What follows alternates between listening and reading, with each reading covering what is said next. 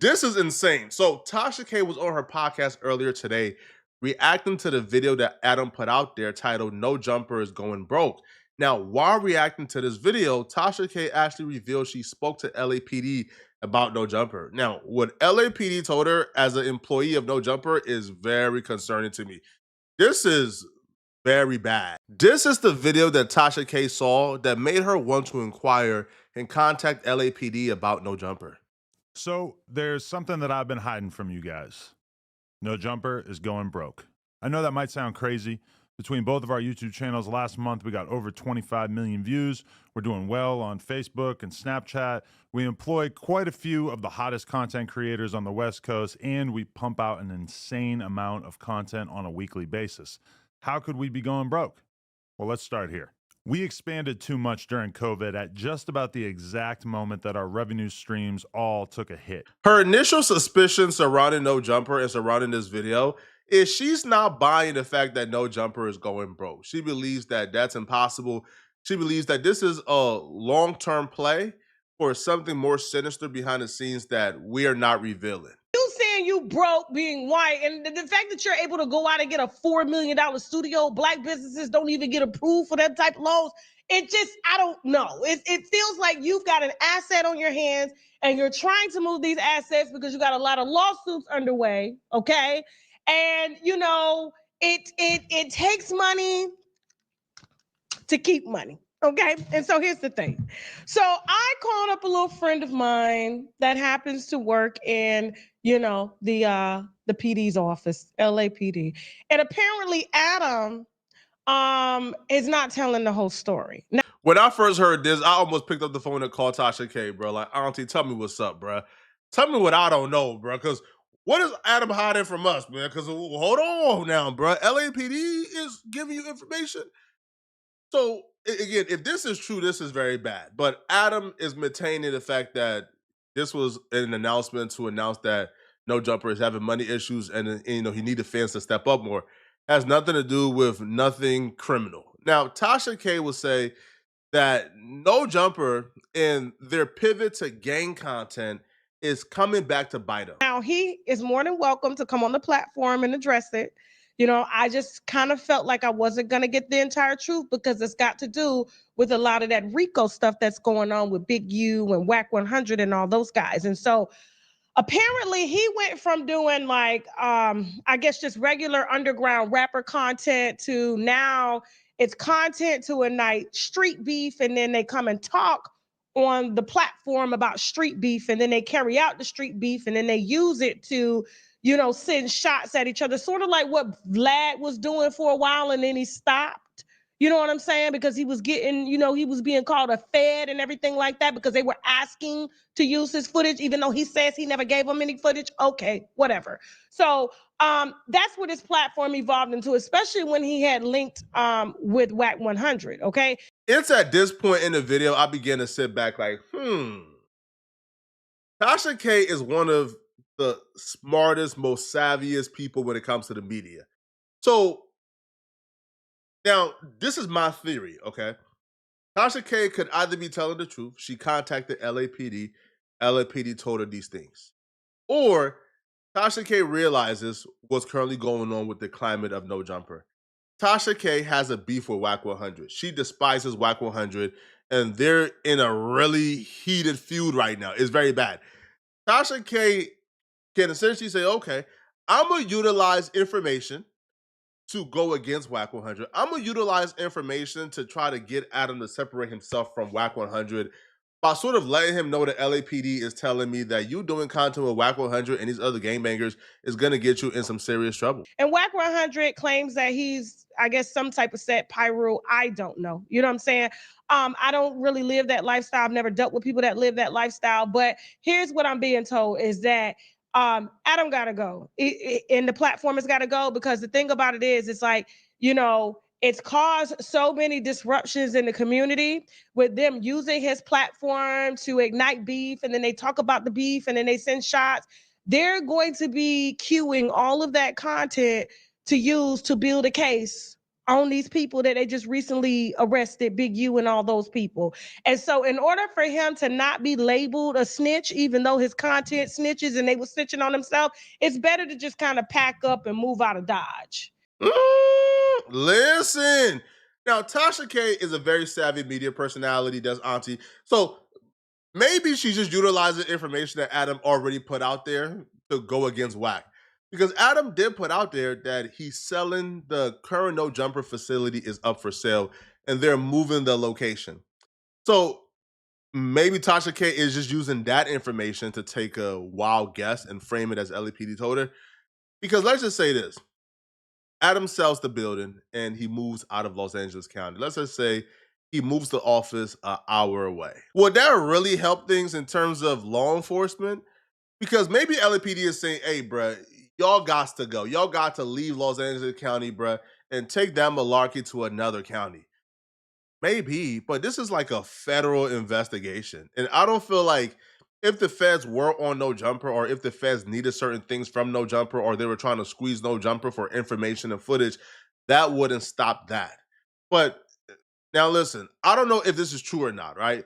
As far as I know, Adam hasn't told us anything about this. I haven't gotten any word regarding LAPD. LAPD hasn't been to the office to bother us. However, I can see when footage like the Loose Cannon and Jay Reed footage begin to surface online. Now, the footage, if you guys haven't watched it yet, Loose Cannon and Jay Reed got into an altercation outside of No Jumper that led to Jay Reed and the person that he was with getting stripped butt naked, getting pistol whipped, getting beat up, getting robbed. So, and that footage began to circulate all across social media. Now, the interesting thing, and to this day, to this day, I always have the same question. If a footage like that is public, with millions of views and multiple podcasts talking about it, how come the police never got involved? How come the police watched a man get pistol whipped on camera by a man who's in a federal RICO indictment right now, but the police never got involved? To me, that's the scariest part, right? To me, that is the scariest part.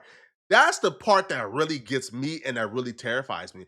Because, man, until you know what the feds is up to, you don't know what they up to. Right now, nobody has been charged with that robbery outside of No Jumper. So what are they waiting on? What are they still investigating? Who do they have wiretap? Who do they have under surveillance? All these are questions that I don't know the answer to. So this is what I'm being told by a very credible source that does work for the PD, and they want they want their streets cleaned up out there, and his podcast location is a problem. You saw Vlad got real quiet. I don't know. It ain't my business, so I'm just relaying a message, okay? Hold on for a second. Hold on. Okay. I'm not gonna say he's a DJ Vlad. That's not what I'm gonna say. What I'm gonna say is that when you're using your platform was used to bring up and coming rappers and people that wanted to break in the industry. How did it turn into street beef?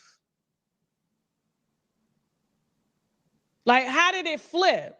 Why do you have Whack 100 on there? Like, what? If you have a platform in Los Angeles, like a hip hop platform, it's pretty much impossible to have that platform not include any elements of gang culture because you're surrounded by nothing but gang culture. So in that case, I can't really blame Adam for pivoting. Well, he ain't really pivot. He just does both, right? He just incorporated multiple elements. He still do the underground rap scene, but he also do the gang culture. So that part, I can't really fault Adam for transitioning. You in LA, bro. It's almost impossible not to do gangbanging content. Now, the fact that she keeps bringing up Whack 100 makes me think, okay, maybe this is about Whack 100. Maybe Tasha K is savvy enough to where she knows enough about what Adam put out there, and she's able to draw from that and sort of spin this. But I don't feel like it will work.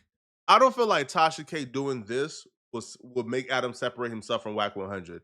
I think it'll probably take the feds beating the door down, kicking in the roof, arresting Adam, and letting him know, bruh, hey, bruh, you either get rid of Whack 100, man, or you do 20 years in prison. I feel like it would take that for Adam to separate from Wack. Like, you got to understand, and who's snitching and telling everybody when they about to get a RICO, as if he goes and checks in at the federal office every day to come on the platform to tell everybody, yeah, it's your week, your month to get a RICO, your turn. He's the only one that ain't getting locked up. Why? Why? And because he white, he gonna slide. He gonna slide. They ain't worried about him, but they are finna use that footage. They finna use that footage. And the only person I could blame is because that sat down to give him the footage. Moving on. Now he don't snitch now. He just, you got to fight that. Let me tell you something. When they was trying to subpoena me for my footage, my lawyers, the law school lawyers that I lost the case with, they actually won that one. I didn't have to give no footage over. Whatever is public, you take it. Now, there have been some federal agencies that we cooperated with, especially when it's involving scamming and all that stuff, but they wanted my sources, and then those sources were going to be turned over. Oh, she's not wrong about the footage part. For sure, footage is going to be used at trial. Now, it's yet to be seen if they're going to ask for raw copies of the footage, but a lot of the podcast is filmed live. So it's hard to really ask for a raw copy when it was live. So I feel like that's really the only thing that's saving No Jumper at this point, to be honest, in terms of you can't really ask No Jumper to hand over the footage or hand over raw information when it was a live stream. So everything that's live is what's live. So that right there would probably save No Jumper in terms of optics, because if No Jumper was forced to hand over like footage and information to the feds, and then it came out that No Jumper handed over information and footage to the feds that was used against Big Baby and Loose Cannon and Big U, that would be really bad in terms of still getting guests to come on the platform. So for now, I don't feel like they would have to, since all the content was live streamed. Okay, y'all let me know in the comment section though. What do you guys think? All right, do you guys believe the feds is sending a powerful message to No Jumper through Tasha K, or do you guys believe this is all cap? Let me know. Okay. I'll say this. I feel like Tasha K is amazing. I love Tasha K. I feel like what Tasha K do is needed. To me, she's one of my like media goats. So for sure, I'm not questioning her. I'm just asking, do y'all believe this? Okay, let me know. And if you're still watching, click on this video right here on my screen to find out. Listen, man, it's getting bad out here, bro. All right. So if you watch this video, you'll learn more about the really bad news for Big U. It's more bad news, bro. After the family of the murder victim spoke out and accused Big U of doing this. Click on this video right here to find out what I'm talking about. Out of here, folks. Peace.